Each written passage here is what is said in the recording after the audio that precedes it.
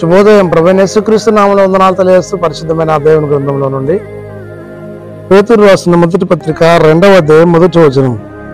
ప్రభువు దయాళుడని మీరు రుచి చూసి ఉన్న యెడల.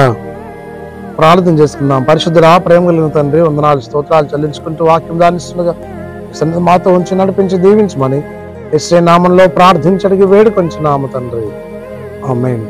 దేవుడు దయాళుడు, దేవుడు ఉత్తముడు, ఆయన సార్వభౌముడు. కాబట్టి ప్రభువు దయాళుడని రుచి చూసి తెలుసుకొని ఉన్న యెడల అనే మాట మనం పేతురు పత్రిక 2వ అధ్యాయం 1వ వచనం చూడగలం.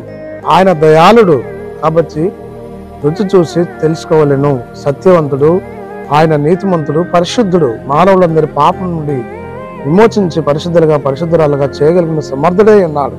కాబట్టి రుచి చూసి ఎరిగితిని అన్న చక్కటి పాట మనం చూడగలం. ఆ దైవ మార్గాన్ని నువ్వు తెలుసుకోవాలి.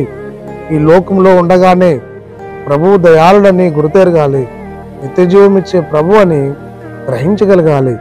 కాబట్టి ప్రియ సహోదరి సహోదరుడా, నీవు నేను కూడా దేవుని యొక్క దైవత్వమును కలిగి దేవుడు ఉత్తమములను గుర్తెరిగి ఆయన వాక్యం చదివి బైబిల్ ధ్యానించి అనేక ఆధ్యాత్మికమైన జీవితంలో అభివృద్ధి చెందుతూ సంఘములో సమాజంలో గొప్ప పేరు తెచ్చేవారిగా నిలబడినాం. పరిశుద్ధాత్మ దేవుడు మనందరికి తోడయండి నడిపించి దీవించును గాక.